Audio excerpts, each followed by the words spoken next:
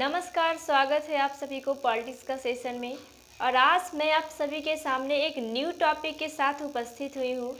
आज का टॉपिक में होगा मूल अधिकार यानी मौलिक अधिकार, जिसे फंडामेंटल राइट्स बोलते हैं। आज हम लोग देखेंगे कि मूल अधिकार का वर्णन हमारे भारतीय संविधान में कहाँ किया गया है और मूल अधिकार क्या होता है और नागरिकों को कितने प्रकार के मूल अधिकार दिया गया है। तो सबसे पहले बता दूं कि जो मूल अधिकार होता है वो एक शक्ति होती है जो भारत के नागरिकों को प्रदान किया जाता है, और कुछ जो मूल अधिकार होता है वो भारत और विदेशी दोनों नागरिकों को प्रदान किया जाता है। तो सबसे पहले हम लोग जानेंगे कि मूल अधिकार का वर्णन हमारे संविधान में किया कहाँ गया है। तो मूल अधिकार का वर्णन भारतीय संविधान के भाग 3 और अनुच्छेद 12 से 35 तक किया गया। कहाँ? मूल अधिकार का जो वर्णन है वो भाग 3 में और अनुच्छेद 12 से 35 में किया गया है। ये कब से प्रभावी हुआ और किस देश से प्रभावी हुआ? तो ये अमेरिका के संविधान से प्रभावी हुआ। कहाँ से? कहने का मतलब है कि ये अमेरिका के संविधान से लिया गया है, क्योंकि अमेरिकी संविधान में एक ये अधिकार पत्र था जिसे बिल ऑफ राइट्स बोला जाता है, और उसका निर्माण 1791 ईस्वी में हुआ था। कब हुआ था? अमेरिका संविधान से लिया गया है अधिकार पत्र का अमेरिका में वर्णन था अमेरिकी संविधान में, और ये 1791 ईस्वी में प्रभावी हुआ था। इसी से हमारे मूल अधिकार को लिया गया, अधिकार पत्र से। अब हम लोग मूल अधिकार तो बोल रहे हैं, तो मूल अधिकार का अर्थ क्या होता है, यानी मूल अधिकार का मतलब क्या होता है? तो इसका अर्थ है कि लोकतंत्र में आदर्शों की प्राप्ति से, यानी ये जो अधिकार है वो लोक व्यवस्था को बनाए रखती है। और अगर राज्य में कोई कठोर नियम लागू होता है नागरिकों के प्रति, तो नागरिकों को सुरक्षा प्रदान करने का भी काम कौन करता है? मूल अधिकार करता है। तो ये होता है मूल अधिकार का तात्पर्य। ऐसे भी प्रत्येक व्यक्ति के जीवन के लिए मूल अधिकार आवश्यक होता है, क्योंकि इसमें राज्य सरकार का कम से कम हस्तक्षेप होता है और इसे संरक्षण प्राप्त है, न्यायिक संरक्षण प्राप्त है। न्यायिक संरक्षण कहने का अर्थ है, यहाँ पे समझिए कि न्यायिक संरक्षण मीन्स क्या होता है।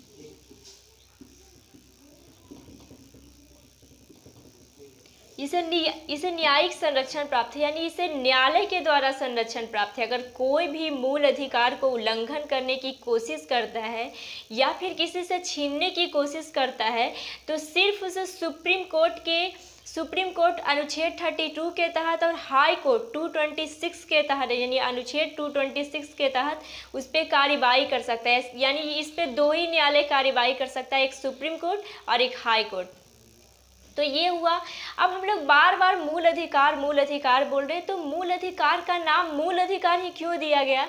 तो यह नाम इसीलिए दिया गया क्योंकि इसे भारतीय संविधान में विशेष रूप से संरक्षण और प्रत्याभूति प्राप्त है।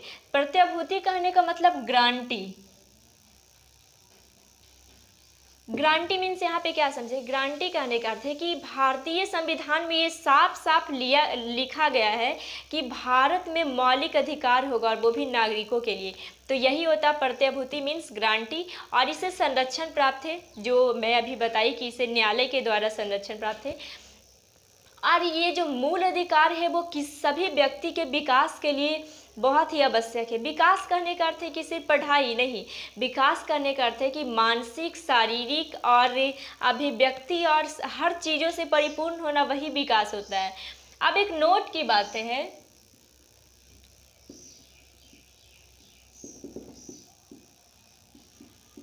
नोट की बातें हैं कि भाग 3 को मैग्ना कार्टा बोला जाता है, यानी भारतीय संविधान में जहाँ पे भाग 3 में मौलिक अधिकार का प्रावधान है, उसे मैग्ना कार्टा बोला जाता है। तो ये मैग्ना कार्टा होता क्या है?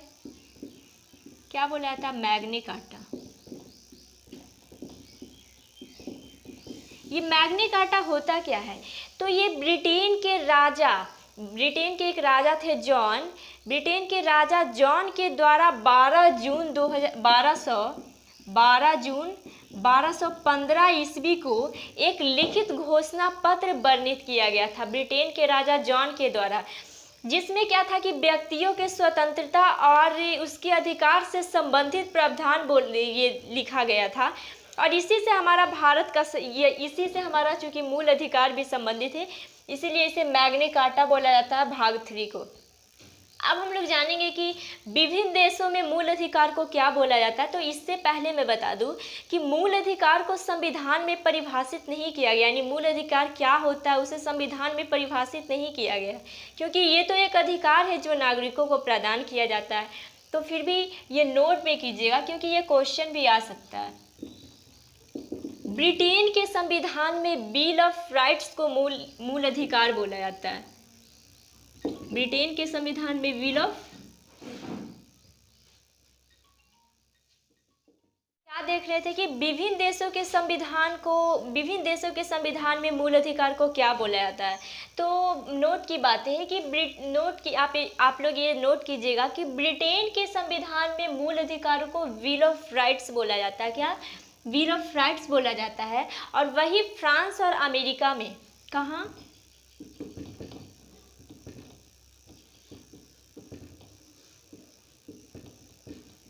फ्रांस और अमेरिका में मूल अधिकार को अपरिहार्य और नेचुरल माना जाता है, यानी वहाँ वहाँ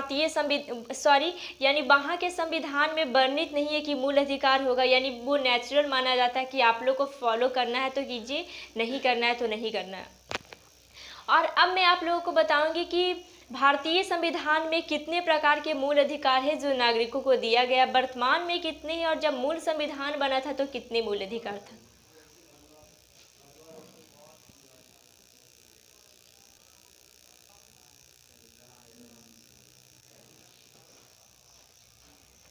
अब हम लोग जानेंगे कि भारत में नागरिकों को कितने प्रकार के मूल अधिकार प्रदान किए गए हैं। तो वर्तमान में 6 प्रकार के मूल अधिकार है। पहले जब मूल संविधान बना था तो उस समय भारत में 7 प्रकार के मूल अधिकार था। तो एक जो मूल अधिकार था, सबसे लास्ट वाला संपत्ति का अधिकार, उसे हटा दिया गया। कब हटाया गया? तो ये 44वें संविधान संशोधन 1978 के द्वारा हटाया गया। कब हटाया गया? 7वां जो मौलिक अधिकार था उसे 44वें संविधान संशोधन 1978 के द्वारा हटाकर वर्तमान में अनुच्छेद 300 के ए में रखा गया है। और ये संपत्ति का अधिकार था, और इसे 300 के अनुच्छेद 300 के ए के अंतर्गत विधेयक का अधिकार पारित कर दिया, यानी ये विधेयक का अधिकार है। कानून के मामले में इसे ले लिया गया। तो इसे क्यों हटाया गया और किस लिए हटाया गया? ऐसे नोट की बातें है कि मूल अधिकार को कोई नहीं हटा सकता, और अगर मूल अधिकार में कोई परिवर्तन होता है तो उसके लिए संविधान में संशोधन करना पड़ता है। इसलिए तो 44वें संविधान संशोधन 1978 के द्वारा इसे हटाया गया है। तो संपत्ति के अधिकार भी तो एक मूल अधिकार था, तो इसे क्यों हटाया गया? क्योंकि हमारे भारतीय संविधान में ये साफ साफ लिखा हुआ है कि मूल अधिकार को नहीं हटाया जा सकता, लेकिन संपत्ति के अधिकार को हटाया जा सकता है। क्योंकि अगर सार्वजनिक मामले में सरकार को कोई काम करना है तो वो निजी संपत्ति को अधिपत्य कर सकता है। ये हमारे संविधान में लिखा गया है। तो अब हम लोग जानते हैं कि कौन कौन से मूल अधिकार प्रदान किए गए हैं। तो सबसे पहले तो समता का अधिकार है। मूल अधिकार के बारे में बता रही हूँ कि 6 प्रकार का जो मूल अधिकार हो उसमें से कौन कौन से मूल अधिकार प्रदान किए गए हैं। तो समता का अधिकार, समता के अधिकार को आर्टिकल 14 से 18 तक पढ़ना है। और स्वतंत्रता का अधिकार,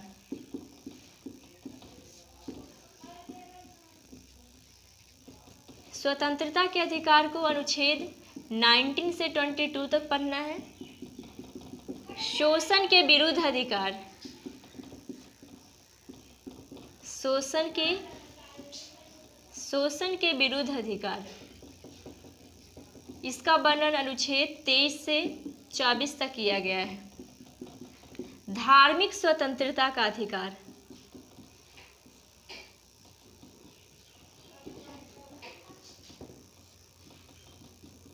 धार्मिक स्वतंत्रता का अधिकार का वर्णन अनुच्छेद 25 से 28 में किया गया है। शिक्षा और संस्कृति का अधिकार,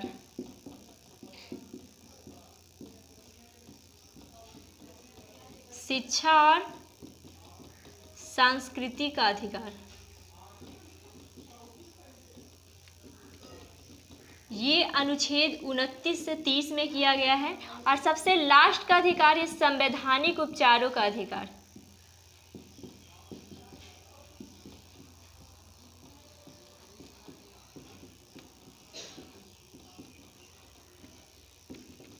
इसका वर्णन भारतीय संविधान में अनुच्छेद 32 में किया गया है। यानी फर्स्ट है समता का अधिकार, जिसका वर्णन अनुच्छेद 14 से 18 में किया गया है। सेकंड है स्वतंत्रता का अधिकार, जिसका वर्णन अनुच्छेद 19 से 22 में किया गया है। थर्ड है शोषण के विरुद्ध अधिकार, जिसका वर्णन 23 से 24 में किया गया है। और फोर है धार्मिक स्वतंत्रता का अधिकार, जिसका वर्णन 25 से 28 में किया गया है।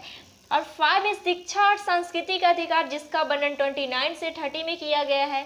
और 6 है संवैधानिक उपचारों का अधिकार, जिसका वर्णन 32 में किया गया है। तो वर्तमान में कितने प्रकार के मौलिक अधिकार है? तो 6 प्रकार के मौलिक अधिकार है। और तो मौलिक अधिकार है तो कुछ चूँकि हमारा जो देश है वो विभिन्नताओं का देश है, यानी यहाँ पे बहुत प्रकार के लोग रहते हैं। भारत का भी नागरिक रहते हैं, विदेश का भी नागरिक रहते हैं। तो क्या उन सभी के लिए भी कुछ मूल अधिकार प्रदान किया गया है? तो किया गया है। तो संवैधानिक उपबंधों के अनुसार 2 प्रकार के मूल अधिकार दिया गया है। एक सिर्फ भारतीय नागरिकों को क्या मूल अधिकार प्राप्त है और कौन कौन सी, और एक भारत और विदेशी दोनों नागरिकों को कौन कौन से मूल अधिकार प्राप्त है। तो देखिए यहाँ पे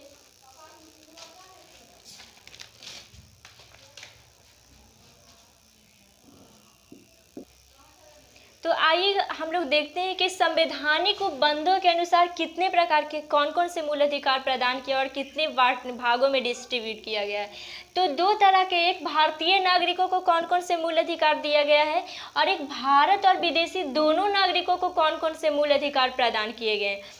तो केवल भारत के नागरिकों के लिए बता रही हूँ कि इसमें बोला गया है कि धर्म, मूल वंश, जाति, लिंग या जन्म स्थान के आधार पर विभेद का प्रतिषेध है।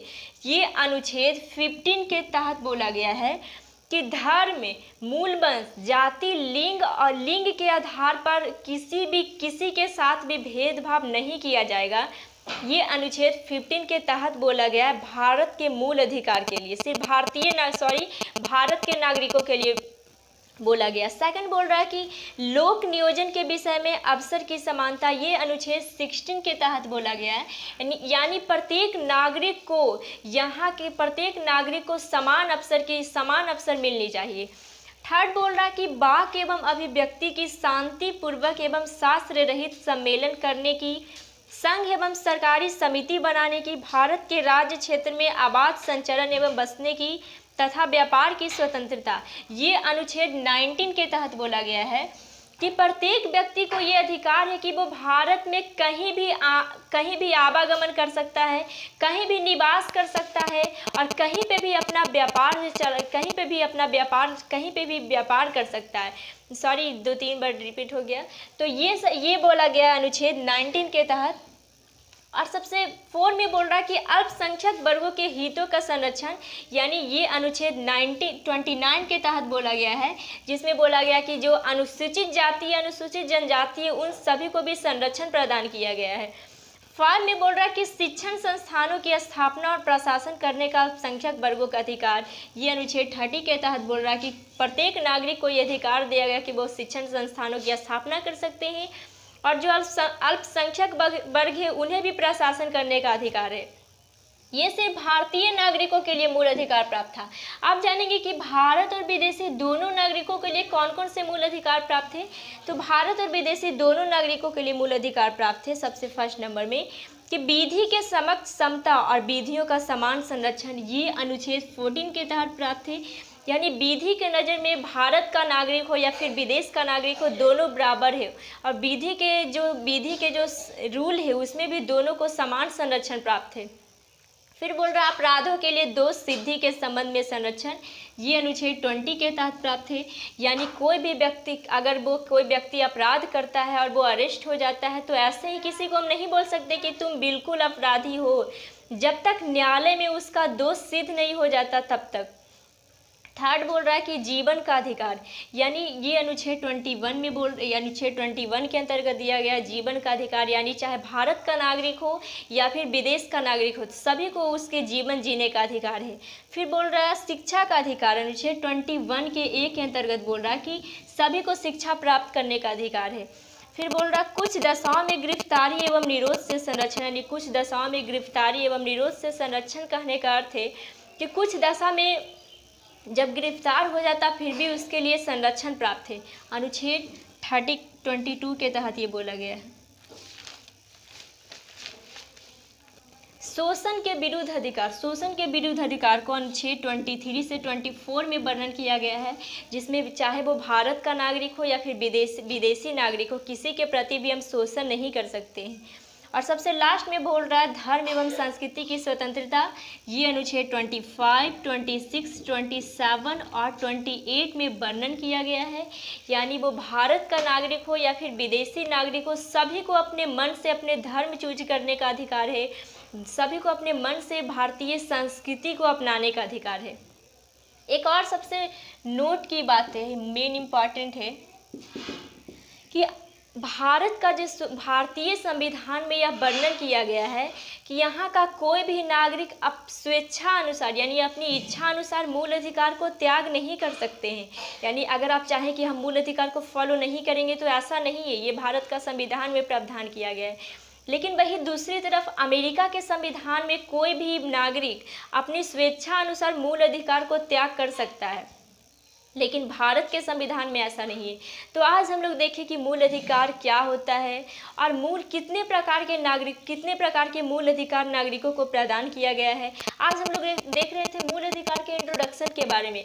कल देखेंगे कि मूल अधिकार में जो मूल अधिकार प्रदान किया गया उसके बारे में विस्तार पूर्वक हम लोग देखेंगे। तो आज के लिए इतना ही, और फिर मिलेंगे हम लोग अगले वीडियो के साथ। तब तक आप मेरी वीडियो को देखते रहिए, और अगर वीडियो अच्छा लगा हो तो कमेंट में ज़रूर बताइएगा, और मेरे चैनल को सब्सक्राइब कीजिए, वीडियो को लाइक कीजिए और अदर के पास शेयर करना ना भूलें। थैंक्स।